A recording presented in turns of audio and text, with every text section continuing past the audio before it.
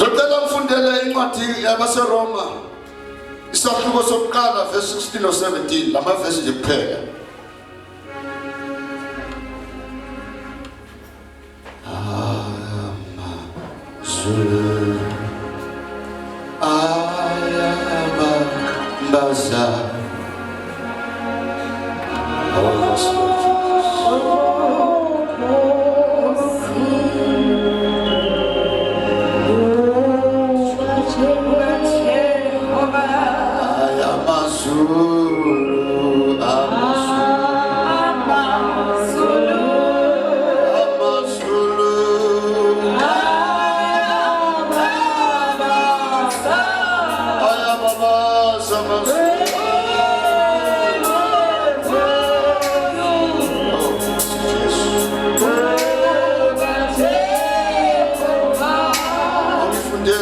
Sekhaya bese uyakhulekela ngegama lika Jesu Kristu ophilayo. Ngokuba anginamahloni ngevangeli, ngokuba lingamandla kaNkulunkulu, kube yinsindiso kulowo nalowo okholwayo, kumJuda kuqala nakumGreki. Ngokuba ukulunga kukaNkulunkulu kwambulwa kulo, kuvela ekukholweni kuyisa ekukholweni, njengokulotshiweyo ukuthi olungileyo uzakuphila ngokukholwa. Lana sifunda khona, sifunda indaba kaPaul oyenganamahloni ngenxa yomlayezo wevangeli likaKristu. Nezindaba ezinhle wayenganamahloni ngevangeli. Angazi-ke mhlawumbe kulesi sikhathi lesi abantu bahambe baba namahloni ngoKristu Jesu, kanti kufanele ukuthi uvele phambi kaNkulunkulu ngenxa yevangeli lika Jesu. Akukho esingakwenza, ngoba noma sishumayela sithi uJesu uyaphila, Jesu inkosi, kuyenzeka ukuthi amamukele umuntu uJesu kodwa angafunction, ngoba indaba isakufunctioneni kwakho noma ekwenzeni kwakho.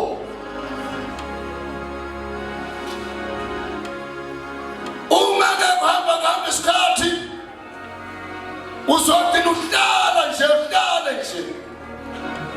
abathe uyamemezela unobhala la athi nomkhuleko ngomsombuluko soma abememezela wathela amakhaya kubanjani. Hallelujah bathandekayo, hallelujah bangcwele. Usiyami indlela yokukhula ekukholweni, indlela yokwazi ukuhamba endleleni yokholwa, uzosizwa ukuhlanganyela nabazalwane. Usiyami uhlanganyela nabazalwane, uzokhula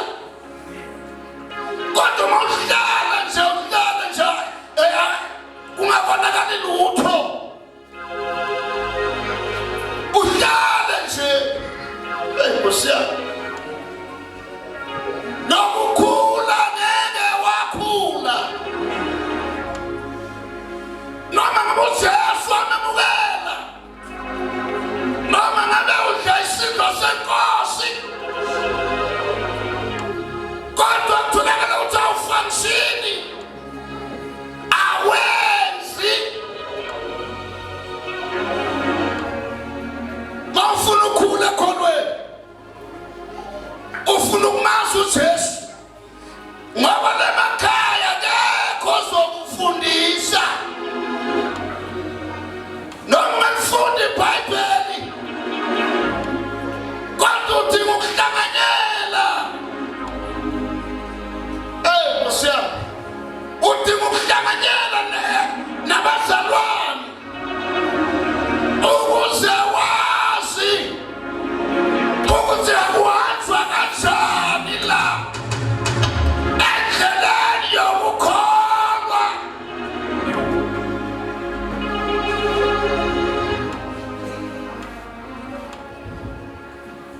Wena namahloni umpostoli Paul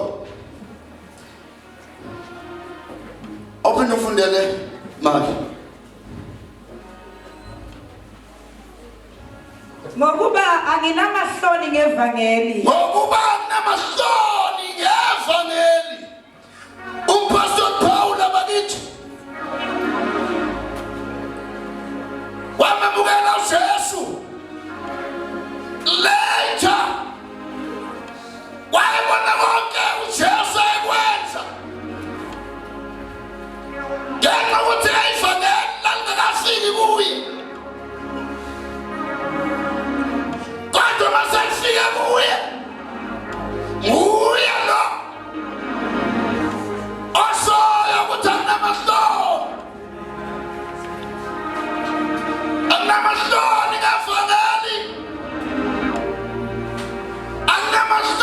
ngevangeli likaJesu Kristu. Msiya anamahloni aleli vangeli uthi uJesu uma efika le embusweni wezulu uma sifika khona uma kukhona abantu akade banamahloni ngaye naye uthi ngizoba namahloni ngabo. Haleluya bathandekayo. Anginamahloni ngevangeli likaJesu Kristu ophilayo owafa wamphelwa lithi iBhayibheli umphefumulo wakhe waya majukujukwini omhlaba eyolanda ikhiye kuSathane. Yayingekho into abezoyenza. Ambona uJesu aqhamuka wathi Sathane buyisa ikhiye, buyisa ikhiye. Akazange lokasona lena le wamnika lithi iBhayibheli wayesavuka ngosuku lwesithathu. Uma evukile uJesu wathi ngiphiwe amandla ezulwini, ngiphiwe amandla emhlabeni, ngiphiwe amandla ngaphansi komhlaba. Awu Nkosi yami sikhonza inkosi eyafa yavuka angeke safa nathi phakade uyahlukana umzimba nomphefumulo. Nkosi yami uma uhlukana ulungisile noNkulunkulu uyinikela impilo kuJesu na ngoba ukufa abathandekayo ufika noma yini, ufika noma yini ufa asiwazi asikulungiseleki vele qhamuke uvele benengozi kuvele benani kuvele bengabathakathi kuvele bengani kodwa ulungisile yini noNkulunkulu.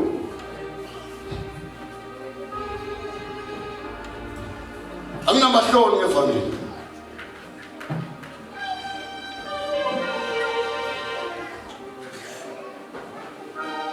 ngokuba lingamandla kaNkulunkulu kaNkulunkulu.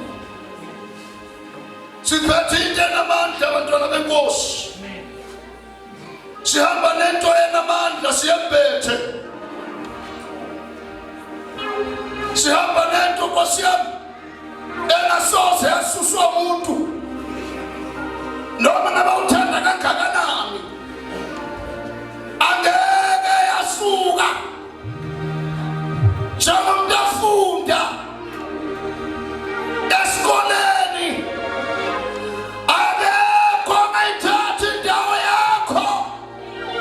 Noma ungafundela noma usuqedile noma ususebenza akekho oyongena efeni komunye. Ufa wedwa nje. Kodwa nansi indawo ulungisile noNkulunkulu.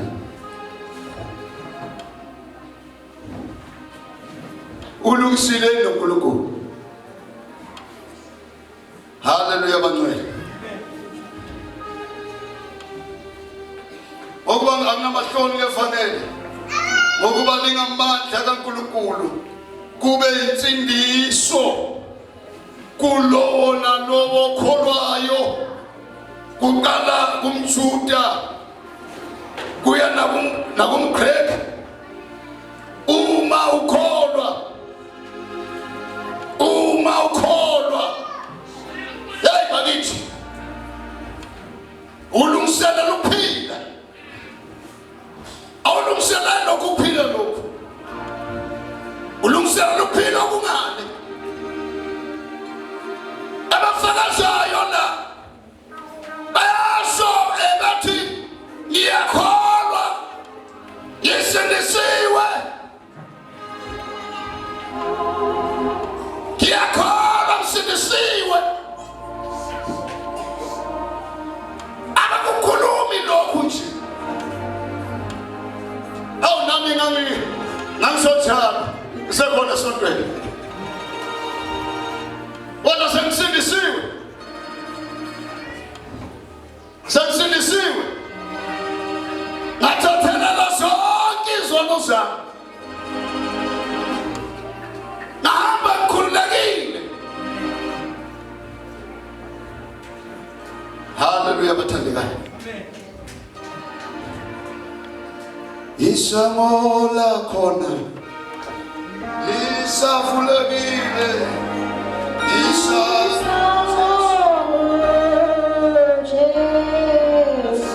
Isango lakhona lena.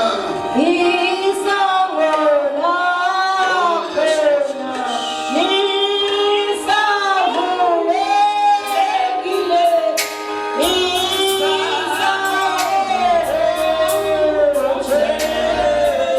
Uma unikela impilo yakho kuJesu ungena ngalesango likaJesu. Ungena ngaleli sango elikaJesu. Verse 17. Verse 17. Ngokuba ukulunga kukaNkulunkulu kwambulwa kulo kuvela ekukholweni kuyisa ekukholweni njengokulotshiweyo ukuthi olungileyo uza kuphila ngokukholwa. Ngokuba ukulunga kukaNkulunkulu kuyaphela olungile. Mina angalungi kodwa ngilunga ngenxa kaJesu.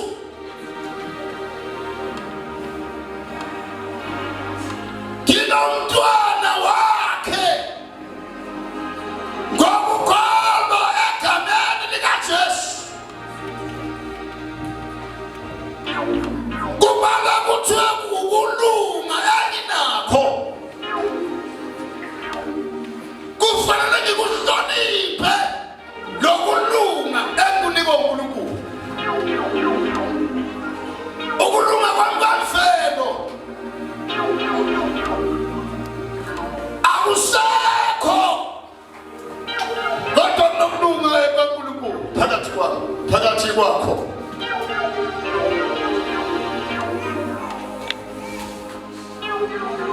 Wakuba kulunga kaNkulunkulu kwamphulwa kulo leli family.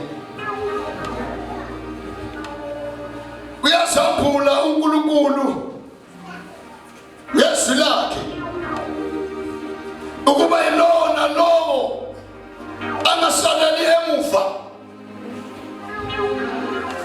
bayilona lowo abe nokuphila okuphakade.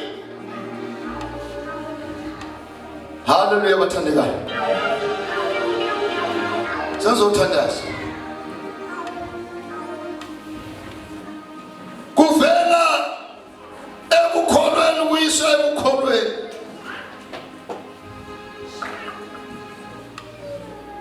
Kuvela ekukholweni kuyisa ekukholweni.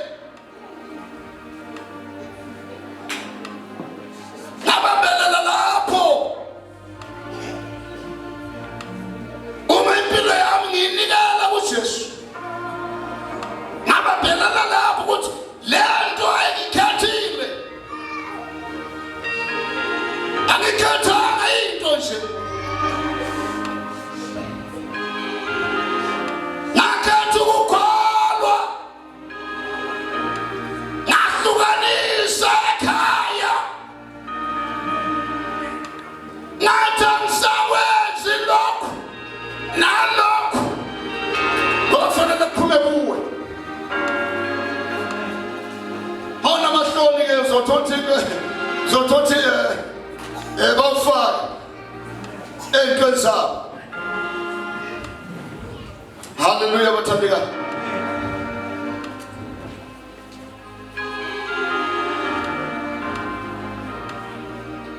Kuvela ekukholweni kuyisa ekukholweni, njengokulontsiweyo ukuthi olungileyo uza kuphila ngokukholwa.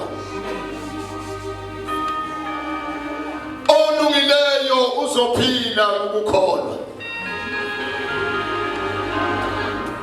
Bantwana benkosi, olungileyo uma ephila uzophila ngokukholwa egameni likaJesu. Angiphinde futhi,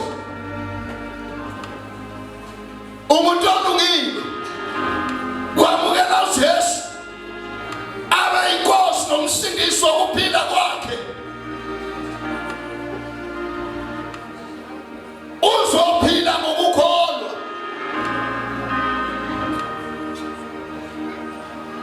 Umthandazo wami